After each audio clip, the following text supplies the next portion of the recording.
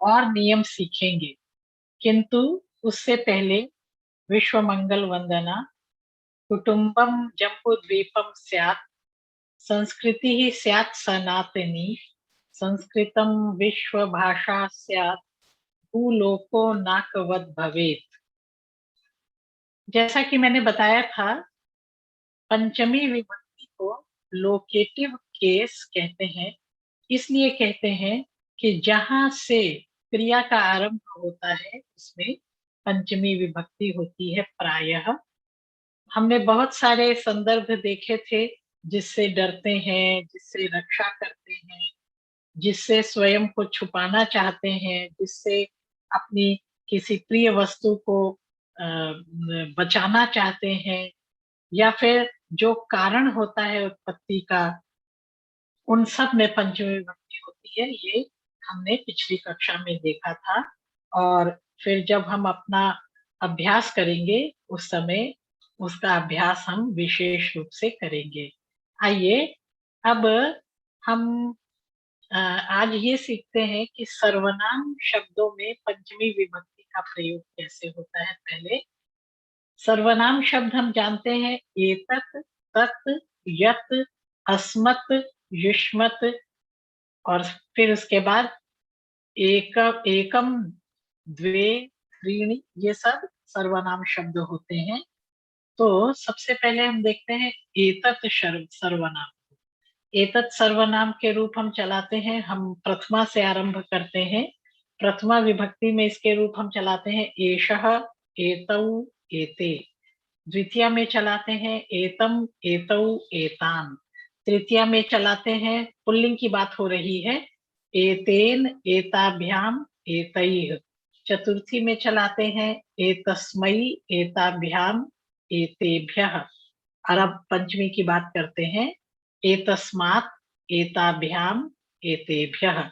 इसी प्रकार तत् सर्वनाम का होता है तस्मात्, ताभ्याम, तेभ्यः। यत् सर्वनाम का होता है यस्मात्, याभ्याम, येभ्यः। अस्मत् जो फर्स्ट पर्सन है, अहम, आवाम, वयम, प्रथमा विभक्ति हम जानते हैं, मैं, हम दोनों, हम सब। पंचमी में उसके रूप चलते हैं मत, आवाभ्याम, अस्मभ्यम। मत, मैं एक बार फिर से कहती हूँ, मत मतलब मुझसे, आवाभ्याम हम दोनों से पृथक, अस्मभ्यम हम सबसे। युष्मत के रूप चलते हैं त्वत्, युवाभ्याम, युष्मत। इसी प्रकार एक शब्द के रूप चलते हैं एकस्मात्, द्वि के रूप चलते हैं द्वाभ्याम, और त्रि के रूप चलते हैं त्रिभ्यः। अब हम स्त्रीलिंग में देखते हैं, स्त्रीलिंग में एतत् के रूप चलते हैं एतस्याः, पंचमी की बात हो रही है, एतस्याः, एताभ्याम, एताभ्यः। इसी प्रकार पुल्लिंग में चलते हैं तस्याः, ताभ्याम, ताभ्यः। यत् के चलते हैं यस्याः, याभ्याम, याभ्यः। अस्मत्, अस्मत् और युष्मत के स्त्रीलिंग नपुंसक लिंग नहीं होते हैं, तीनों लिंगों में एक ही तरह के रूप चलते हैं, ये आप ध्यान रखेंगे। एक शब्द के रूप होते हैं एकस्याः, क्योंकि एक है तो इसका द्विवचन नहीं होता है, और द्वाभ्याम, और बहुवचन में तीन, क्योंकि दो है तो उसका बहुवचन नहीं होगा, तो बहुवचन में रूप होते हैं तिसृभ्यः। तो ये हमने सर्वनाम के रूपों को देख लिया। अब हम कुछ और संदर्भ देखते हैं, कुछ और नियम देखते हैं जहां पंचमी विभक्ति का प्रयोग होता है। कई बार आप हिंदी में प्रयोग करते हैं, वह पेड़ पर से देख रहा है, या वो आसन पर से बैठे बैठे आदेश दे रहा है, वह मंच से उद्घोषणा कर रहा है। वास्तव में यहाँ पर एक और क्रिया होती है जिस क्रिया का लोप हो गया होता है। वह मंच से उद्घोषणा करता है का तात्पर्य है पहले वो मंच पे चढ़ता है तब उद्घोषणा करता है। इसी प्रकार भवन से देखता है, भवन के ऊपरी मंजिल पर चढ़कर देखता है, पहले चढ़ता है और फिर देखता है। तो इस प्रकार के प्रयोगों में भी पंचमी विभक्ति होती है, ये कर्म की और अधिकरण की विवक्षा में होती है, उसको रहने दीजिए, आप अर्थ समझिए। जैसे मैं आपको उदाहरण देती हूँ, राम उस प्रासाद से देखता है, राम उस महल के ऊपर से देखता है, उस महल से खड़े होकर देखता है, तो हम कहेंगे रामः तस्मात् प्रासादात् प्रेक्षते। इसका मतलब है प्रासादम आरूह्य, प्रासाद के ऊपर पहले चढ़ता है फिर देखता है। इसी प्रकार वह इस मंच से उद्घोषणा करता है, सह एतस्मात् मंचात् उद्घोषयति। इसी प्रकार मैं दिल्ली नगर से आभूषण खरीदती हूँ, अहम दिल्ली नगरात आभूषणानि क्रीणामि। अब यहाँ पर दिल्ली नगरम गत्वा, दिल्ली नगर में पहले मैं जाती हूँ फिर वहां से आभूषण खरीदती हूँ। देवाः आकाशात् पुष्पाणि वर्षन्ति, देव आकाश से पुष्प वर्षा करते हैं, यानी आकाश में स्थित होकर पुष्प वर्षा करते हैं। भारतीय सैनिकाः यस्मात् पर्वतात् शत्रून् घ्नन्ति सः कैलाशः। भारतीय सैनिक यस्मात् पर्वतात्, जिस पर्वत से शत्रून् घ्नन्ति, शत्रुओं को मारते हैं, वह सह कैलाशः, वह पर्वत कौन सा है? कैलाश। गंगा मध्यात पूजाम प्रेक्षते, गंगा के बीच से पूजा को देखता है, अर्थात वहां जाकर, है ना। तो इस प्रकार के प्रयोगों में हम पंचमी विभक्ति का प्रयोग करते हैं। या फिर इस आसन से देखता है, यानी आसन पर बैठकर देखता है, तो अस्मात् आसनात् प्रेक्षते।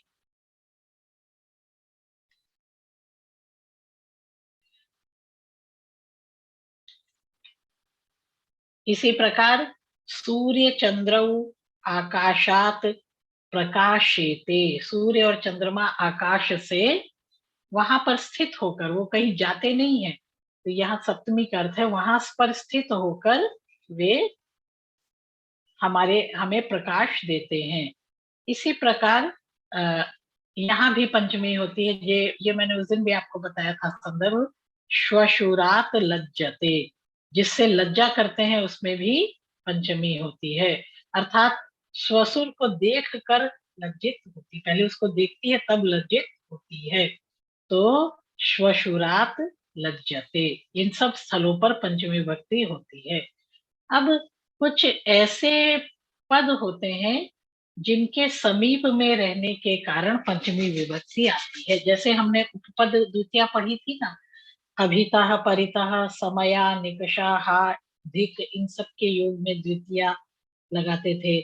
जैसे हमने पढ़ा था नदीम परितः, नदी के चारों ओर, गृहम उभयतः उपवनानि, गृह के दोनों ओर उपवन है। इसी प्रकार पंचमी में भी हम उपपदत्व देखते हैं, कुछ पदों के, विशेष पदों के समीप में रहने के कारण पंचमी विभक्ति होती है। उनमें पहला पद है आरभ्य।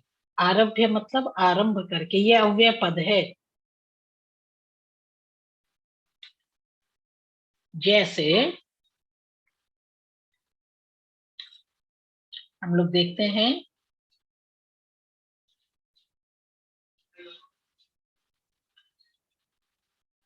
हम्म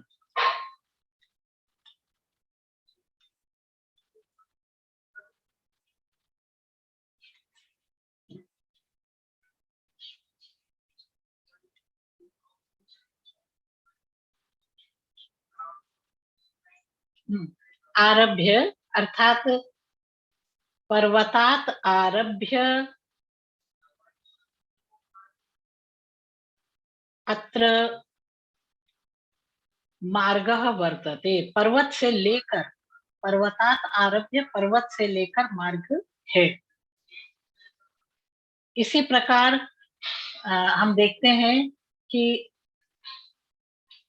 गांव से गांव से ग्राम 1 मील की दूरी पर है, तो यहाँ पर आरभ्य के अलावा जहां से दूरी बताई जाती है वहां भी पंचमी होती है। ग्राम वनात ग्रामो योजनम योजनेवा, मतलब वन से जो हमारा गांव है वो 1 योजन दूर पर है, 1 कोस दूर पर है। इसी प्रकार घर से महाविद्यालय 1 कोस की दूरी पर है, तो इसको हम कहेंगे गृहात महाविद्यालयम क्रोशत्रयम कोशत्रये वा, ऐसा प्रयोग करते हैं। मुझसे यह दीवार 2 हाथ की दूरी पर है, तो मत भित्ति ही हस्तद्वयम हस्तद्वये वा वर्तते।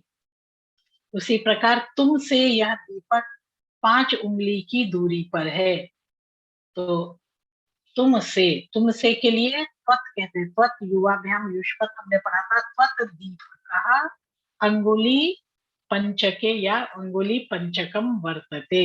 इसी प्रकार बुधवार से रविवार 4 दिन दूर है। बुधवासरात रविवासरः दिवस चतुष्टये, 4 दिनों की दूरी पर है। रक्षाबंधन से जन्माष्टमी 1 सप्ताह के बाद आती है। रक्षाबंधनात जन्माष्टमी सप्ताहे, या फिर हम ये भी कह रहे हैं दिवस सप्तके, 7 दिनों के बाद आती है। विजय दशमी से दीपावली जो है वो 3 सप्ताह के बाद आती है। विजयदशमीतः दीपावली उत्सव सप्ताह त्रये भवति, इस प्रकार के प्रयोग होते हैं।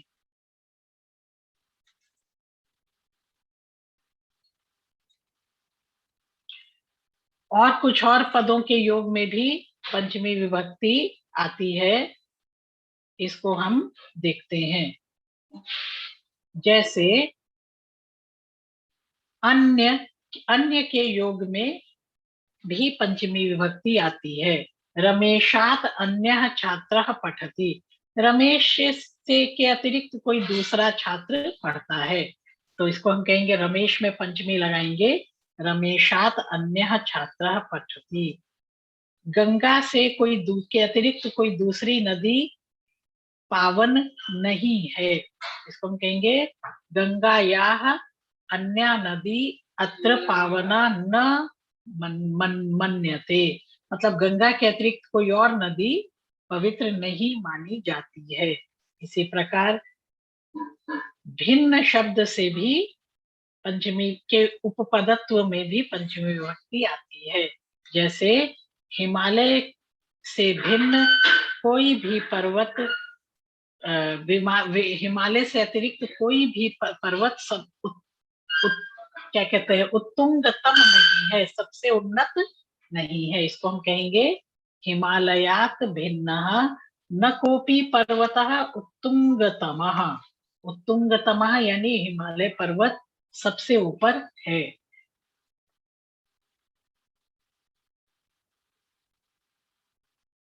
फिर उसके बाद परम तत्वात इतरः न कोपि पूजनीयः, इतर शब्द के योग में भी पंचमी आती है। तो परम तत्व से इतर, परम तत्व के अतिरिक्त न कोपि पूजनीय, इह का मतलब होता है इस संसार में, इह का मतलब इस संसार में, प्रायः यही अर्थ होता है। तो इस संसार में परम तत्व के अतिरिक्त कोई भी पूजनीय नहीं है। राम के अतिरिक्त कोई दूसरा बालक, राम से इतर कोई बालक बाणों से खेलता है, तो रामात इतरः बालकः बाणैः खेलति। अब हम आरात शब्द के योग में पंचमी विभक्ति के प्रयोग को देखते हैं। आरात वनात नदी वहती, यानी वन से न समीप में ही, आरात का अर्थ समीप में होता है, वन से समीप में नदी बहती है। आरात आपणात चत्वरः अस्ति, अर्थात आपण कहते हैं दुकान को, दुकान के नजदीक चत्वरः चौराहा है। आरात उद्यानात मंदिरः अस्ति, उद्यान के आरात, आरात उद्यानात, उद्यान के समीप मंदिर है।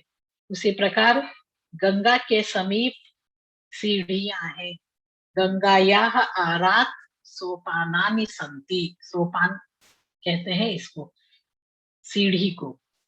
इसी तरह इसी प्रकार एक शब्द है रीते। रीते का अर्थ होता है बिना। इसके अर्थ में भी, इसके योग में भी पंचमी विभक्ति लगती है।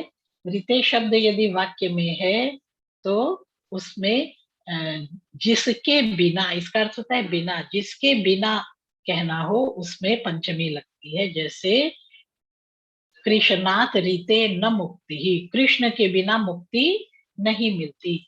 इसी प्रकार परिश्रम के बिना कोई भी उत्तम फल प्राप्त नहीं करता, तो परिश्रमात रीते कोपि उत्तमम फलम न लभते।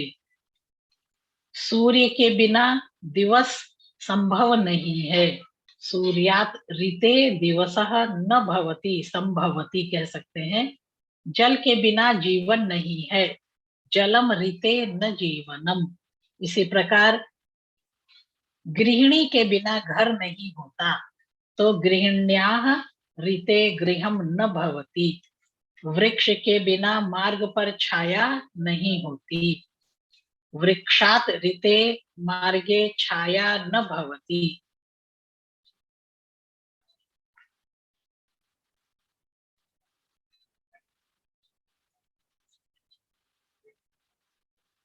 अब हम लोग पीछे उतना नहीं देख पाए थे, तो अब हम लोग आरभ्य से के योग में जो पंचमी होती है उसके भी कुछ उदाहरण यहाँ देख सकते हैं।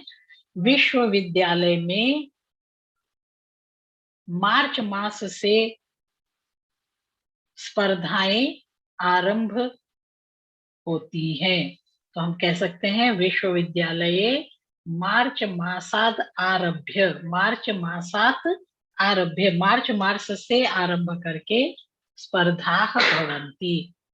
इसी प्रकार विद्यालय में सितंबर माह से प्रारंभ करके परीक्षाएं होती हैं, तो हम कह सकते हैं अस्माकं विद्यालये, हमारे विद्यालय में सितंबर मासात आरभ्य, सितंबर मास से जो है परीक्षाएं होती हैं आरंभ करके। इसी प्रकार चैत्र मासात आरभ्य वसंत ऋतु भवति। वसंत ऋतु चैत्र मास से आरंभ होती है। एक और पद है जो आप समझे इसको, पूर्व, पूर्वः। पूर्वः के योग में और परम के योग में भी, पूर्वम और परम के योग में भी पंचमी होती है। जैसे गांव के पहले, यहाँ पूर्व का अर्थ पूर्व दिशा नहीं, गांव से पूर्व, गांव के पहले जल प्रपात है यानी झरना है, तो पूर्व ग्रामात जल प्रपातः।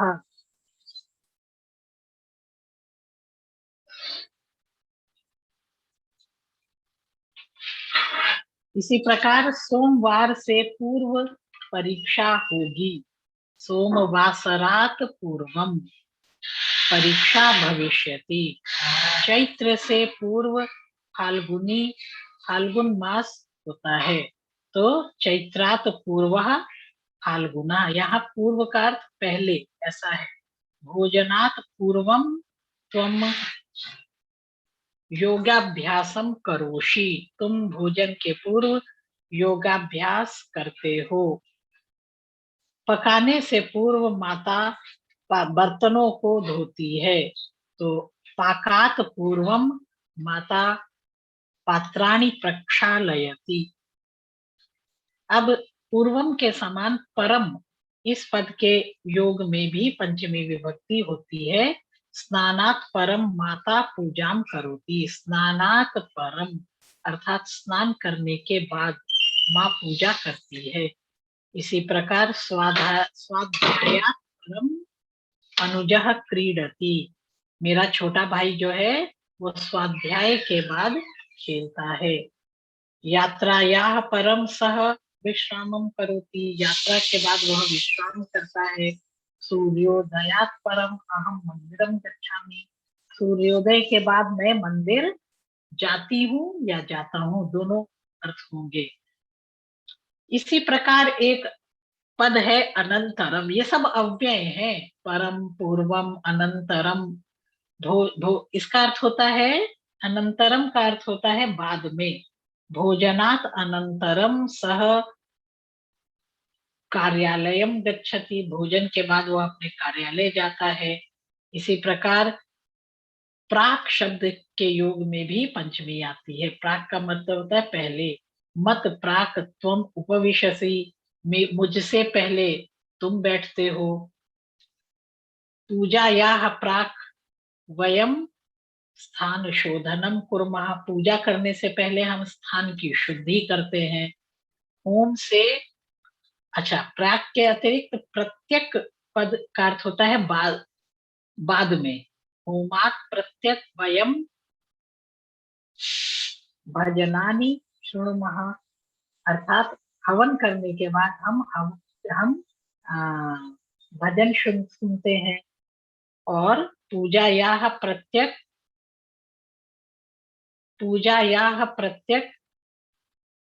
प्रसाद वितरणम भवति, पूजा के बाद प्रसाद का वितरण होता है। ग्रामात प्रत्यक पर्वताः, ग्राम के बाद पर्वत है।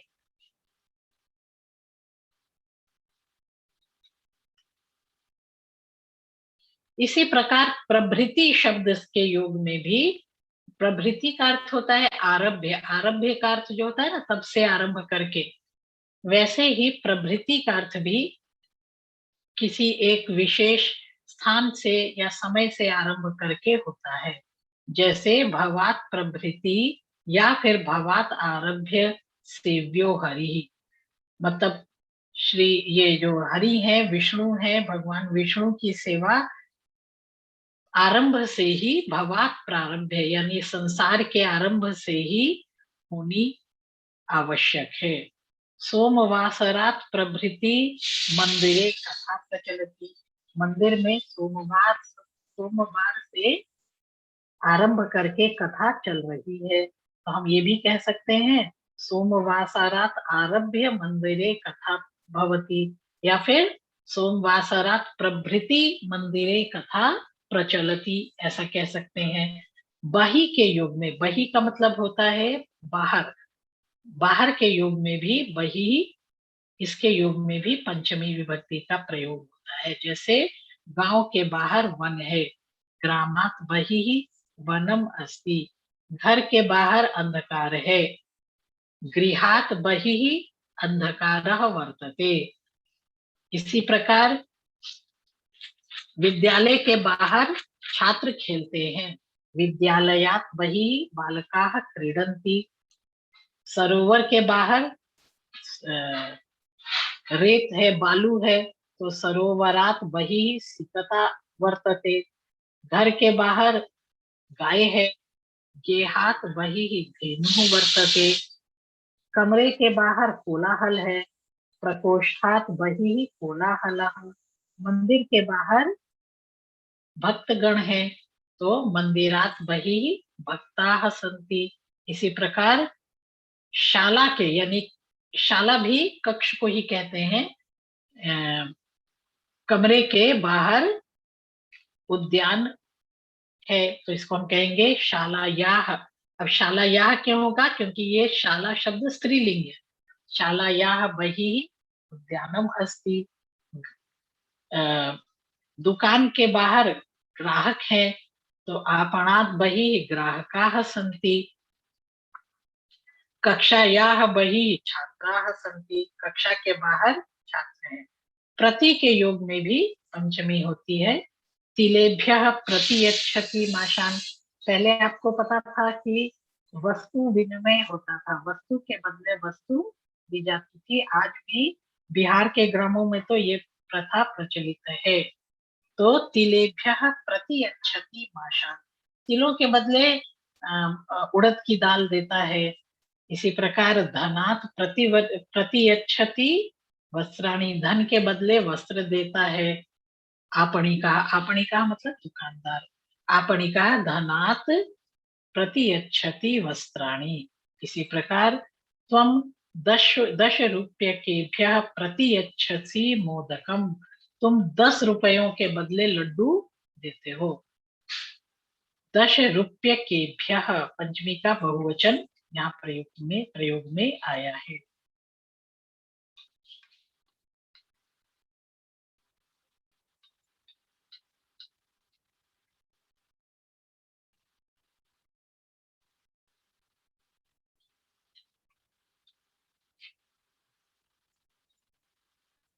इसी प्रकार अभी हमने रीते शब्द को देखा था। रीते के अतिरिक्त और भी शब्द हैं दो, पृथक और नाना और विना।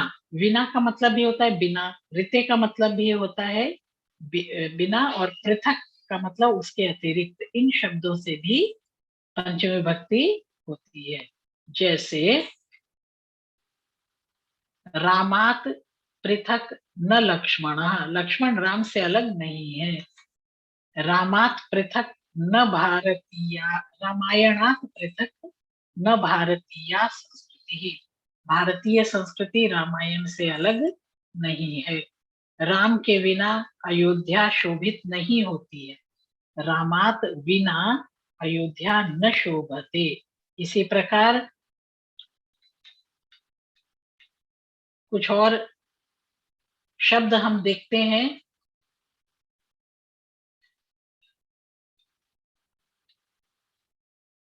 जैसे स्तोक, अल्प, कृच्छ और कतिपय, ये 4 शब्द हैं। इन चारों के योग में भी पंचमी होती है। जैसे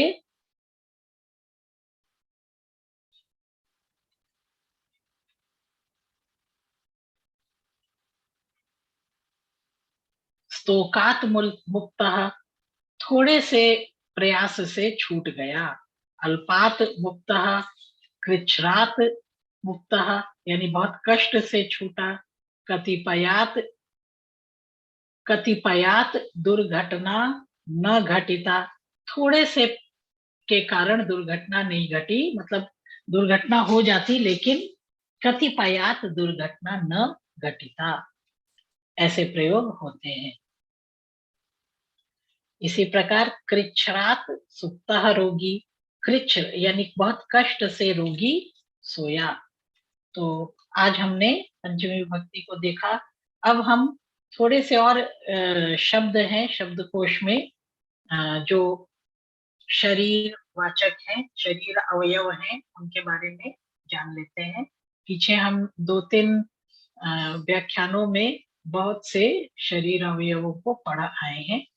जैसे वक्षस्थलम, यानी छाती को हम लोग वक्षस्थलम कहते हैं, वक्षः कहते हैं या उरः कहते हैं। तो इसके लिए हम वाक्य बना सकते हैं, वीराः विशाल वक्षाः भवन्ति, वीर लोग विशाल वक्ष वाले होते हैं। पेट को हम लोग उदरम या जठरम कहते हैं। इसके लिए आपको मैं यहाँ बताऊं कि प्राचीन काल में जो नाटक हुआ करते थे, जो कुछ नाम आप जानते भी होंगे, भास का स्वप्नवासवदत्तम, कालिदास का अभिज्ञान शाकुंतलम, भवभूति का उत्तर रामचरित, ये सब कुछ नाटक प्रसिद्ध हैं, बहुत सारे नाटक हैं। तो उन नाटकों में एक पात्र हुआ करता था विदूषक, जिसको आजकल आप कॉमेडियन कहते हैं। कॉमेडियन को पहले नाटकों में विदूषक पात्र कहते थे, और वो हीरो के साथ रहता था, हीरो का मित्र होता था, राजा का मित्र हुआ करता था। तो वो प्रायः बहुत बड़े बड़े पेट वाला होता था। तो विदूषकाः स्थूल उदराः भवन्ति, विदूषक बहुत स्थूल उदर वाले होते हैं। नाभि, नाभि को कहते हैं। जंघा, उरु, ये दोनों स्त्रीलिंग पद हैं, ये जंघा को कहते हैं। भीमसेनः दुर्योधनस्य जंघाम गदया अखंडयत, गदा से भीमसेन ने दुर्योधन की जंघा को तोड़ा था। जानू घुटना को कहते हैं। इसके लिए हम वाक्य बना सकते हैं, जानू चलने सहायकम भवति, चलने में घुटना हमारी मदद करता है। पादः चरणः, पैर को कहते हैं, दोनों पुल्लिंग शब्द हैं। कृष्ण चरणेभ्यो नमः, चतुर्थी बहुवचन है। कृष्ण के कृष्ण के चरणाभ्याम नमः, कृष्ण के दोनों चरणों को प्रणाम है। इसी प्रकार गुल्फः, पैर का टखना जो होता है उसको गुल्फा कहते हैं। तो हम वाक्य बना सकते हैं, गुल्फः चरण अवयवः भवति। गुल्फा जो है वो पैरों का एक अवयव होता है। पार्षणि और एडुकम, ये एड़ी को कहते हैं। एडुकम अपि पादावयवम भवति, ये भी पैर का एक अवयव होती है। उसी प्रकार तलह या पाद तलम, ये हम तलवा को कहते हैं। अहम पाद तलम तैलेन स्निग्धम करोमि, मैं तेल से अपने तलवे को स्निग्ध करती हूँ, चिकना करती हूँ। हृदयम, हार्ट को कहते हैं, नपुंसक लिंग में है। हृदयम प्रमुखम शरीरावयवम, हृदय जो है शरीर का प्रमुख अवयव है। गुदा, किडनी को कहते हैं। तो हम कह सकते हैं ये स्त्रीलिंग है। गुदायाः कार्यम रक्त शोधनम भवति, गुदा का कार्य रक्त को शुद्ध करना होता है। तो आज हमने पंचमी विभक्ति को बहुत विस्तार से पढ़ा, और इससे पूर्व वाले व्याख्यान में भी आप उन सभी संदर्भों को बार बार सुनकर याद करेंगे कि किन किन संदर्भों में पंचमी विभक्ति होती है। और शरीर के अवयवों के बारे में भी मैंने आपको 3 व्याख्यानों में विस्तार से जानकारी दी है। अब हम अपने व्याख्यान को यहीं समाप्त करते हैं।